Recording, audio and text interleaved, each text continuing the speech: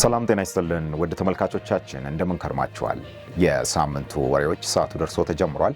ቴዎድሮስ ወርቆ አብሬያችሁ ቆያለሁ። ከሀገር ቤትና ከዓለም አቀፍ በሳምንቱ የተሰሙ ጉዳዮችን ይዘናል።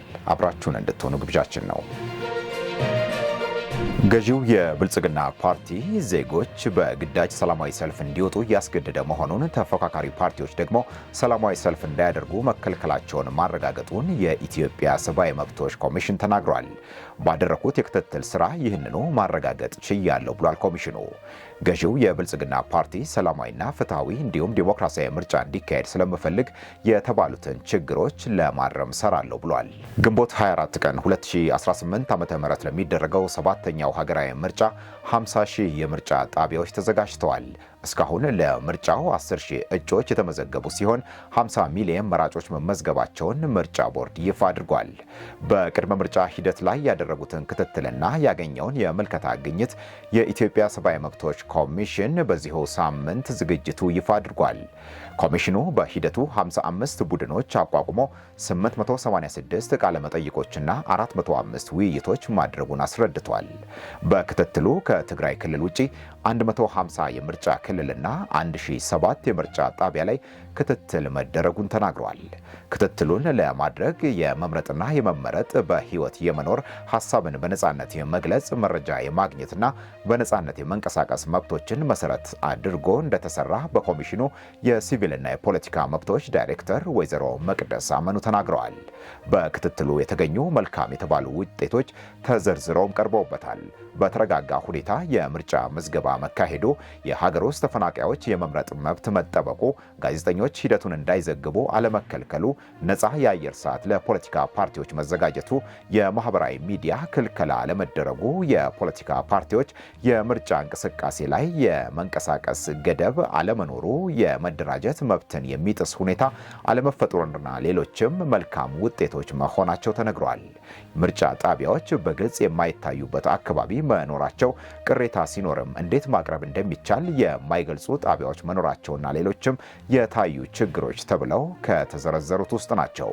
ገዢው የብልጽግና ፓርቲ ሰዎች በግዳጅ የድጋፍ ሰላማዊ ሰልፍ እንዲወጡ ማስገደዱና በዚህም ምክንያት ሰዎች ቅሬታ ማቅረባቸውን ለማረጋገጥ ችያለሁ ብሏል ኮሚሽኑ።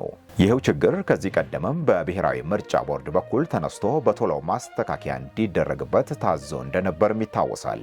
ቦርዱ የመንግስት ሰራተኞችን ደሞዛችሁ ይቆረጣል፣ አገልግሎትም አታገኙም በሚል ማስፈራሪያ በግዳጅ ሰዎች ለመራጭነት እንዲመዘገቡ እየተደረገ መሆኑን አረጋግጫለሁ ብሎ ነበር።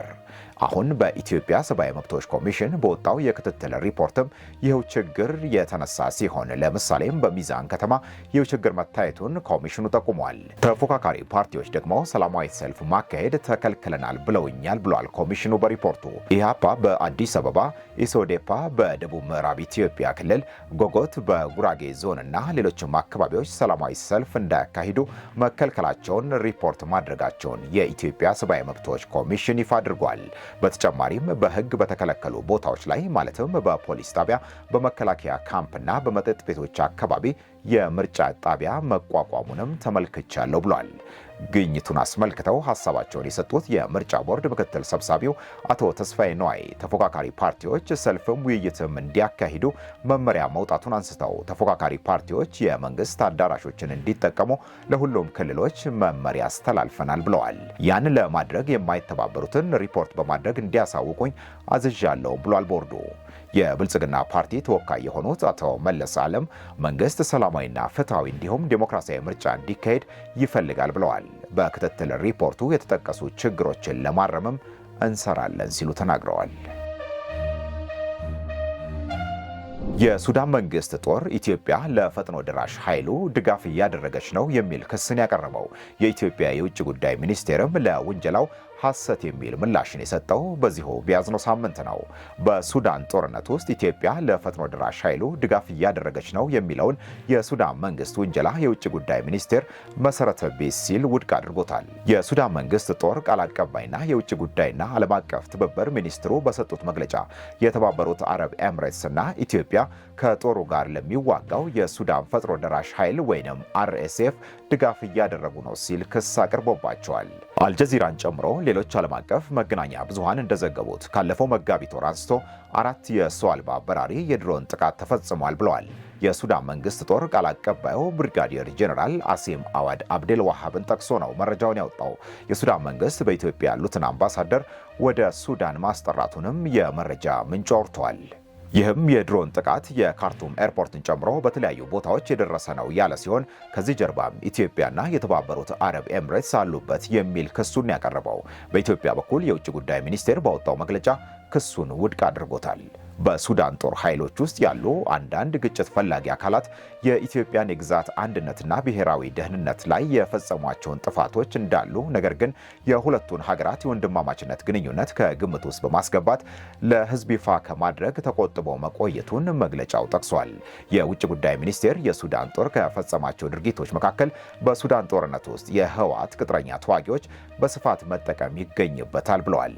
የሱዳን ጦር ኃይሎች ለእነዚህ ቅጥረኛ ተዋጊዎች የመሳሪያና የገንዘብ ድጋፍ ሰጥቷል።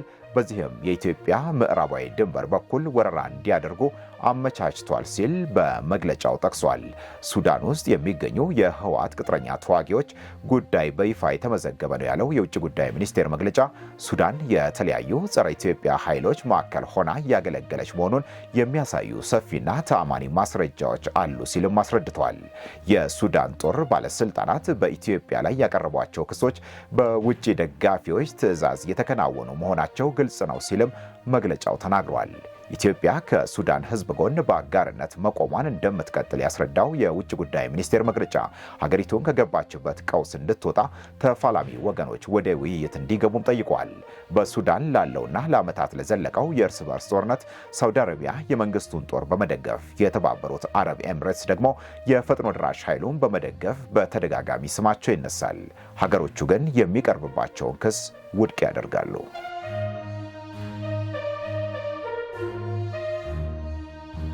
በደቡብ አፍሪካ የተቀሰቀሰው የጥቁር አፍሪካውያን ጠል የአመፅ እንቅስቃሴ አሁንም ሙሉ በሙሉ አለመቆሙ እየተነገረ ነው። የኢትዮጵያውያንን ጨምሮ በሌሎች ሀገራት የንግድ ሱቆች ላይ አልፎ አልፎ አሁንም ጥቃት እየተፈጸመ መሆኑን ሰምተናል።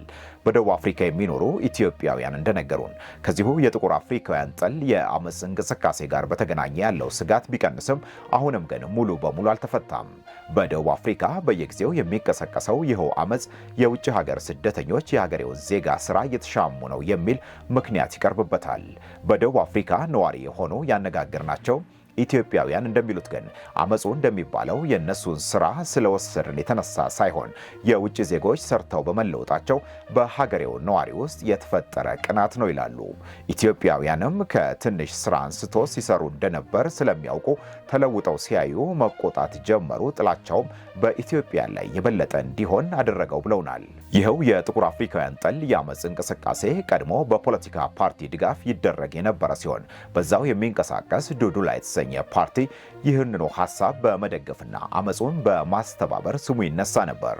አሁን ግን መልኩን ቀይሮ ወጣቱ በራሱ እየተደራጀ በኢትዮጵያውያንና ሌሎች አፍሪካውያን ነዋሪዎች ላይ ጥቃትና ዝርፊያ መፈጸም መጀመሩ ሀገራችንን ለቃችሁ ሂዱ፣ የንግድ ሱቆችንም ዝጉ ማለት መጀመሩ ተሰምቷል። የአሁኑን ጨምሮ ችግሩ በተደጋጋሚ የሚከሰተው የዙሉ ማህበረሰብ በሚበዛበት ደርባንና ጆሃንስበርግ ከተሞች መሆኑን ነዋሪዎቹ ነግረውናል።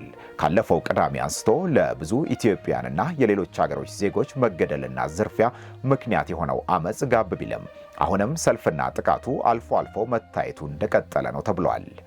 ኢትዮጵያን ጨምሮ ብዙ ሀገሮች አስተዋጽኦ በማድረግ በጎርጎሮሳውያኑ አቆጣጠር 1994 በደቡብ አፍሪካ የአፓርታይድ ስርዓት ካበቃ በኋላ የሚበዙ አፍሪካውያን የተሻለ ስራና ኑሮን ፍለጋ ወደ ደቡብ አፍሪካ በብዛት ተጉዘዋል። በዛ ያሉ ኢትዮጵያውያን ቁጥርም በመቶ ሺዎች ይቆጠራል ይባላል። በአሁኑ ሰዓት በደቡብ አፍሪካ ካሉ ነዋሪዎች 4% የሚሆኑት የውጭ ሀገር ዜጎች መሆናቸውም ይነገራል። 3 ሚሊዮን ከሚደርሱት የውጭ ሀገር ተወላጅ የደቡብ አፍሪካ ነዋሪዎች 2/3 የሚሆኑት ጥቁር አፍሪካውያን ናቸው። ደቡብ አፍሪካውያኑ ለጥቁር አፍሪካውያን ስደተኞች ጥላቻን ቢያሳድሩም አሁንም ግን በደቡብ አፍሪካ ያለውን የሚበዛውን ሀብት የሚቆጣጠሩት ነጮቹ መሆናቸው ይነገራል። በጎርጎሮሳውያን አቆጣጠር የ2021 የዓለም ባንክ ጥናት መሰረት ከደቡብ አፍሪካ 10% ሀብታሞች የሚበዙት አሁንም ነጮች ሲሆኑ ከአጠቃላይ ሀብቱ 85%ን ይቆጣጠራሉ።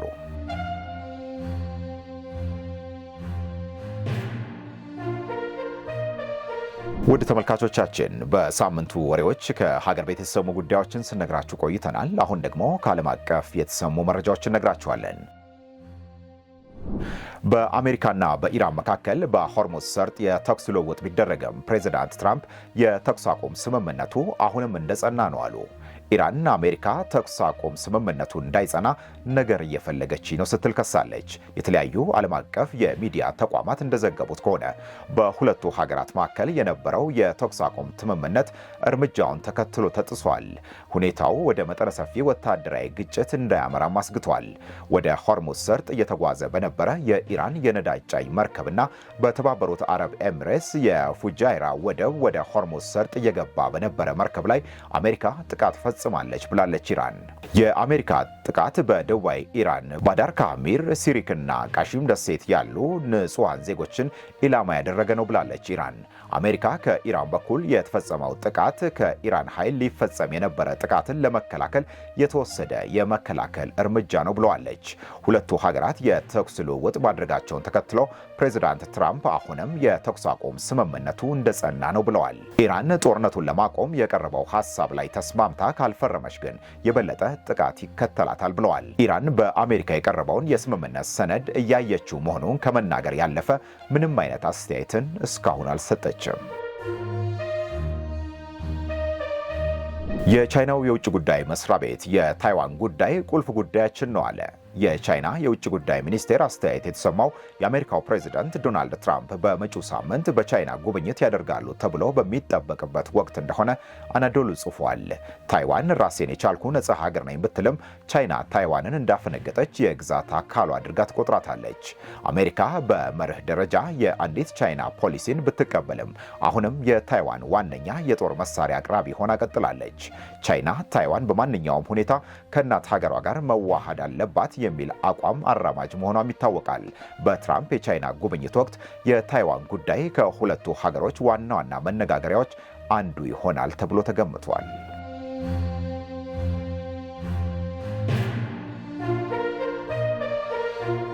በመጨረሻም በዩክሬን ሩሲያ ጦርነት ከሩሲያ ጎን የተሰለፉ 2300 የሚሆኑ የሰሜን ኮሪያ ወታደሮች ሞተዋል ተባለ። ቢቢሲ የመረጃ ምንጭ በጉዳዩ ዙሪያ በሰራው የምርመራ ዘገባ ይህንን አረጋግጫለሁ ብሎ ዘግቧል። ደቡብ ኮሪያ በጦርነቱ ከሩሲያ ጦር ጎን እንዲሰለፉ ሰሜን ኮሪያ የላከቻቸው ወታደሮች ቁጥር ከ11,000 በላይ ነው ትላለች። የሰሜን ኮሪያው መሪ ኪም ጆንግ ኡን በቅርቡ በጦርነቱ ለተሰዉ ሰሜን ኮሪያውያን የመታሰቢያ ዝግጅት ማድረጋቸው ይታወቃል። ለተሰዉት ወታደሮች መታሰቢያ ሐውልትም ቆሞላቸዋል።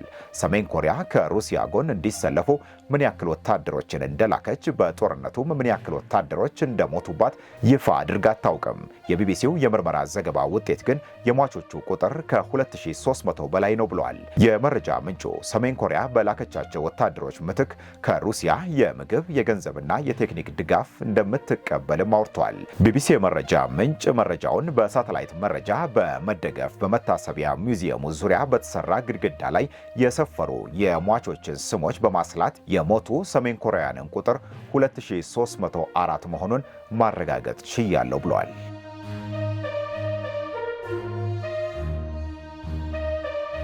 ውድ ተመልካቾቻችን የሳምንቱ ወሬዎች የዛሬው ተጠናቋል። ስለተከታተላችሁ እናመሰግናለን። ከሸገር ጋር ቤተሰብ ሆናችሁ አብራችሁን እንድትዘልቁ ግብዣችን ነው።